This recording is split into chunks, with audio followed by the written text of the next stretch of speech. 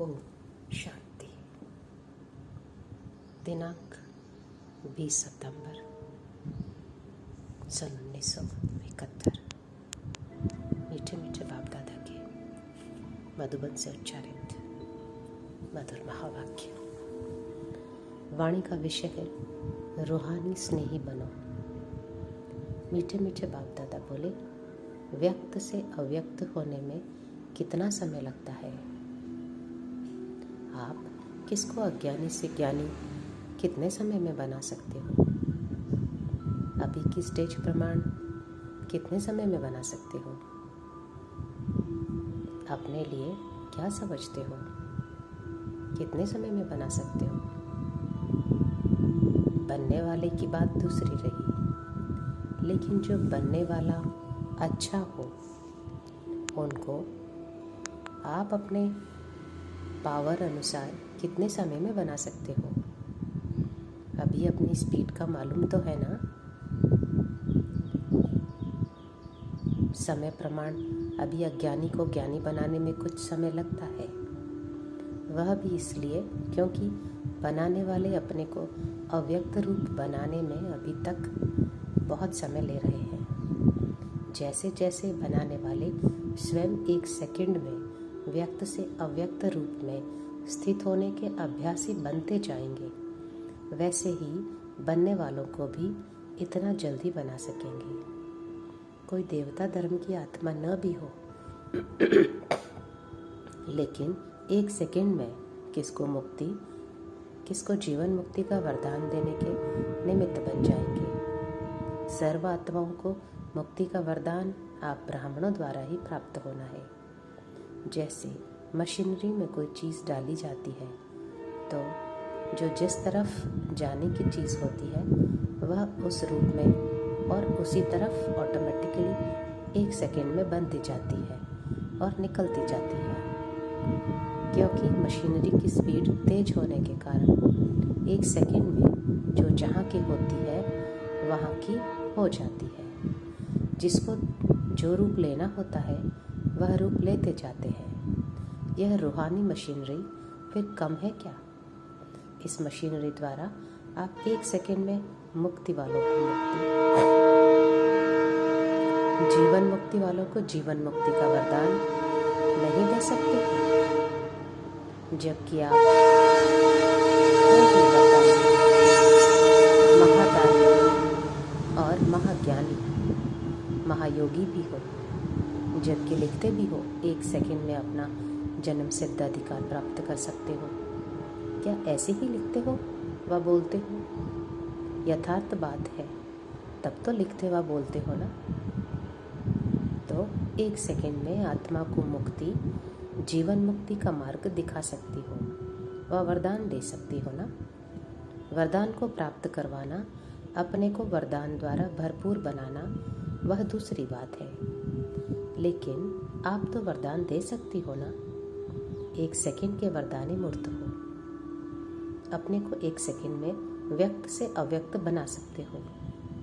कितने समय के लिए? अल्पकाल के लिए बना सकते हो। इसी कारण ही बनने वालों को भी अल्प समय का नशा, अल्प समय की खुशी होती है। वे अल्प समय के लिए परिवर्तन में आते हैं। जैसे बनाने वाले मास्टर रचयिता, वैसे ही रचना भी ऐसे ही अब तक बन रही है। जैसे आप लोग बाप से अल्प समय के लिए रूरिहान करते हो, मिलन का, मगन का, गुणों का, स्वरूप का अनुभव करते हो, ऐसे ही रचना भी अल्पकाल के लिए आप लोगों की महिमा करती है। अल्प समय के लिए मिलने जुलने का संबंध रखते हैं। अल्प समय के लिए खुद अनुभव करते हैं, गुणगान करते हैं व कभी कभी इस प्राप्ति हुए अनुभव को वर्णन करते हैं। तो इसका कारण कौन? मीटिंग में अनेक कारण को मिटाने का प्रोग्राम बनाया।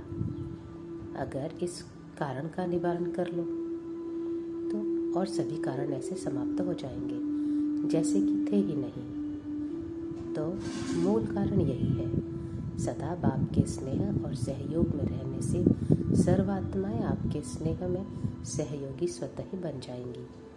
सुनाया था ना। कि आज आत्माओं को सर्व अल्पकाल के सुख शांति के साधन है, लेकिन सच्चा स्नेह नहीं है। स्नेह की भूखी आत्माएं हैं।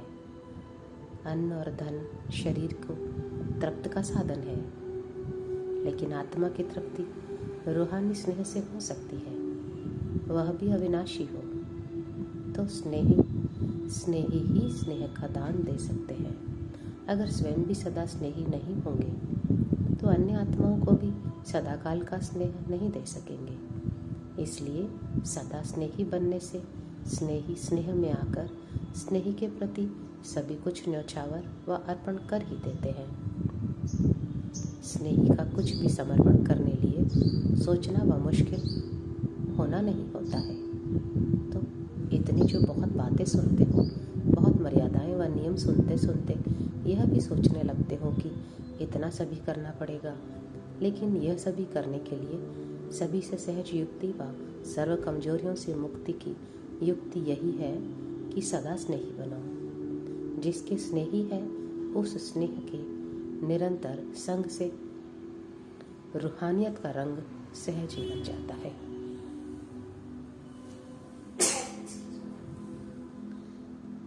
बाप दादा बोले, अगर एक एक मर्यादा को जीवन में लाने का प्रयत्न करेंगे तो कहाँ मुश्किल कहाँ सहज लगेगा, और इसी प्रैक्टिस में व इसी कमजोरी को भरने में ही समय बीत जाएगा। इसलिए अब एक सेकंड में मर्यादा पुरुषोत्तम बनो।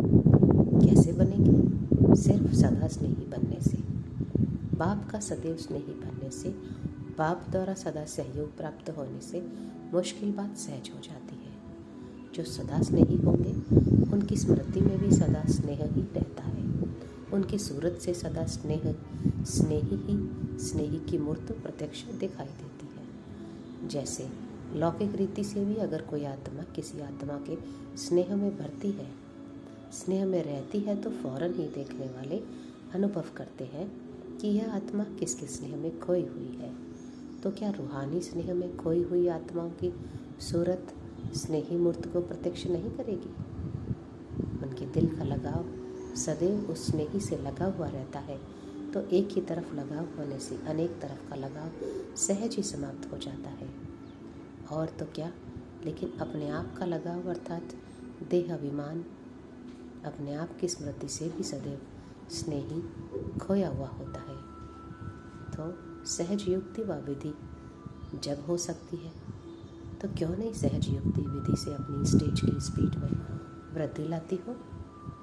सदा स्नेही एक सर्वशक्तिमान के स्नेही होने कारण सर्वात्माओं के स्नेही स्वतः बन जाते हैं। इस राज को जानने से राजयुक्त, योगयुक्त व दिव्य गुणों से युक्ति युक्त बनने के कारण राजयुक्त आत्मा सर्व आत्माओं को अपने आप से सहज ही राजी कर सकती है। जब राजयुक्त नहीं होते हो तब कोई को राजी नहीं कर सकते।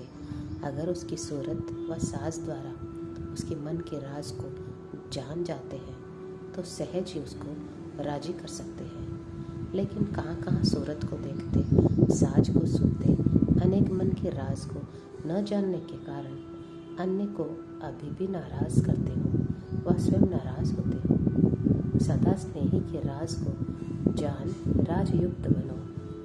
अच्छा, भविष्य में विश्व के मालिक बनना है, यह तो पता है ना, मगर अभी क्या हो? अभी विश्व के मालिक हो व सेवाधारी हो। अच्छा, ओम